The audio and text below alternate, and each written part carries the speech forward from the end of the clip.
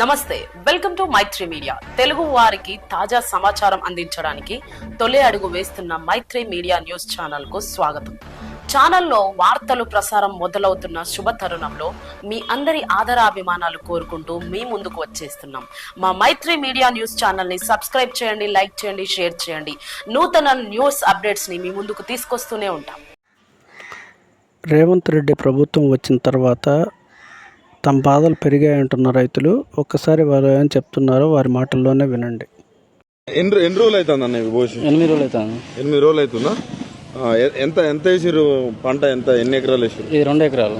2 ఎకరాలు వేసిరా? ఎట్లుందన్న అసలు రైతుల పరిస్థితి ఎట్లా ఉంది? వర్షాలకు రేట్లు ఏమన్నా మంచిగా వస్తున్నాయా? అంటే ఇక తగిన విధంగా ఇది రేట్లు ఏం లేదు. రైతులకైతే చాలా కష్టమే. కష్టంగా ఉందా? ఎట్లా మీరు చూస్తూ ఉంటారన్న, మీరు కొంచెం చదువుకున్నట్టు కనిపిస్తుంది. ఎట్లా రైతుల పరిస్థితి కాంగ్రెస్ ప్రభుత్వం వచ్చినాక ఎట్లా ఉంది? ఇంకా కాంగ్రెస్ ఏ ప్రభుత్వాలు వచ్చినా రైతుల పరిస్థితి అట్లనే ఉంది. ప్రభుత్వాలతో అసలు రైతులకు సంబంధమే లేదు. ఏ ప్రభుత్వం వచ్చినా ఎలక్షన్ ముందు ఏమంటున్నారు అంటే మేము రైతులను రాజు చేస్తాం అని అంటారు, కానీ రైతులు బికారిగా అవుతారు, కానీ రాజులు ఇక్కడ వాళ్ళు ఎలక్షన్ ముందు ఇచ్చిన హామీలను ఒక్కటి నిలబెట్టుకుని పోతున్నారు. వాళ్ళు రైతు పరిస్థితి అట్లే దీనమైన పరిస్థితి. రైతు బంధు ఇట్లా పడుతుందా? రైతు బంధు పడతలేదు. రైతు బంధు పడతలేదు. కేసీఆర్ ప్రభుత్వం ఉన్నప్పుడు ఆయన ఏం చేసినా ఏందో కానీ టైంకు పడేది.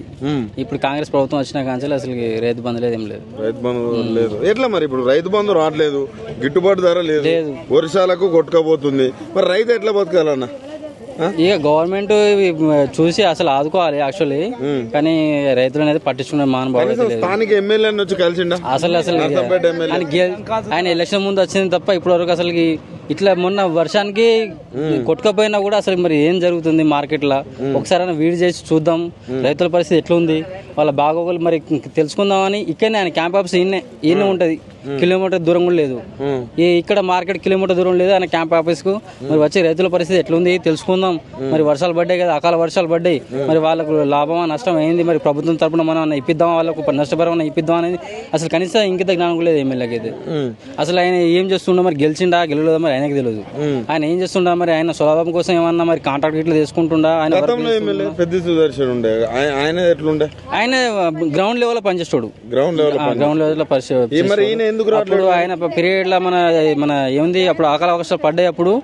అప్పుడు మన వడగండ్ల వాన పడ్డప్పుడు కూడా ఆయన నష్టపరిహారం ఇప్పించిండు. ఆయన రైతుల ప్రకారం ఆయన సక్సెస్ అయ్యింది. ఆయన మరి ఈయన ఎందుకు ఇప్పించలేకపోతున్నాడు? ఇక ఆయన అసలు ఫీల్డ్ లో లేడు. ఆయన ఎమ్మెల్యే, అసలు ఎమ్మెల్యే అని ఆయన విషయం ఆయన కూడా తెలుసో తెలియదు, మాకు తెలియదు. అంతేనా?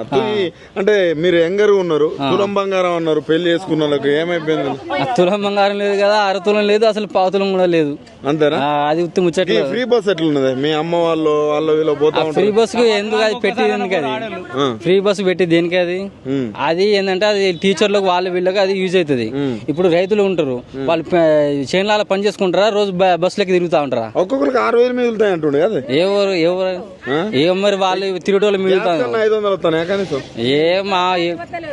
ఎట్లా ఈ 16 నెలల ఓవరాల్ గా ఎట్లా ఉన్నది రేవంత్ రెడ్డి పరిపాలన? ఇప్పుడు కరెక్ట్ చెప్పాలంటే ఇప్పుడు లోకల్ బాడీ ఎలక్షన్ పోవాలంటే గవర్నమెంట్ వణుకుతుంది. ఎందుకంటే వాళ్ళు కూడా ఇంటెలిజెన్స్ రిపోర్ట్ పోయింది. లోకల్ బాడీ ఎలక్షన్ లో కాంగ్రెస్ కు భారీ దెబ్బ పడబోతుంది. అంతేనా? ఇది ఫ్యాక్ట్. ఇది ఎందుకు అంత పెద్ద దెబ్బ ఎందుకు పడబోతుంది? ఎందుకంటే ఇప్పుడు రైతుల్లో ఉన్న వ్యతిరేకత చాలా దారుణంగా ఉన్నది. ఫీల్డ్ లో ఇప్పుడు గవర్నమెంట్ కును రైతులకు మధ్య అసలు కోఆర్డినేషన్ లేదు. అసలు రైతుల ప్రభుత్వం అన్నారు కదా, రైతుల ప్రభుత్వం, పేదల ప్రభుత్వం, అదే ఇందిరా మిల్లులు అన్నారు. అది గాళ్ళ మేడలు కట్టిర్రు, కానీ రైతులు నిజం అనుకున్నారు, కానీ ఆయన గాళ్ళ మేడలు కడతాను ఎవరికి తెలియదు. ఇప్పుడు రియాలిటీ తెలుస్తుంది. మొత్తం గాళ్ళ మేడలే. ఓకే, ఏం చేస్తుంటారు? వ్యవసాయం పని, గడి పని. వ్యవసాయం పని చేస్తా ఉంటారా? ఎన్ని ఎకరాలు ఉంది నీకు? నాకేం లేదు. నీకేం లేదు. వస్తుందా కౌలు రైతు? ఏం లేదు. కౌలు చేస్తావా? కౌలు చేసేది ఇడిచిపెట్టేసిన. ఎందుకు? పట్టదారులకే పోతుంది అని ఇడిచిపెట్టిన. నీ కౌలు 12,000 ఇస్తా అన్నాడు కదా. 12,000 ₹1 కూడా లేదు. భూములకు లేని వాళ్ళు కూడా ఇస్తాడు, అది కూడా లేదు. ఎట్లా ఉంది రేవంత్ రెడ్డి వచ్చినాక? ఏం పాల్పన మంచిగా అనిపిస్తలేదు. ఏం మంచిగా అనిపిస్తలేదు. ఎందుకు అట్లా? ఎందుకంటే చూస్తూనే తెలిసిపోతుంది. ఏడాది అర్థం ఉంది. 5 ఏళ్ళ వరకు ఉన్నది పోతుంది, ఉంచుకుంది పోతుంది. ఎందుకట్లా? మంచి పద్ధతులు లేవు. ఇస్తానాలకు ఇండ్లు లేవు, మొత్తం రాసుకపోతురు, కానీ ఈ ఎవరికో ఉన్నోనికి ఇస్తారు అవి కూడా ఏంటి ఇప్పుడు ఆల్రెడీ ఇందిరా మిల్లు స్టార్ట్ చేస్తానంటారు ఆల్రెడీ లేనే లేదు. మా బిడ్డ వికలాంగ్ అయినా చూపెట్టాలిగా, ఆమె కూడా ఏది లేదు. పెంచిన 6,000 చేసిరా వికలాంగుల 4,000 వస్తుంది, అదే 6,000 చేయలేనా మరి కేసీఆర్ చేసింది అంతేనా?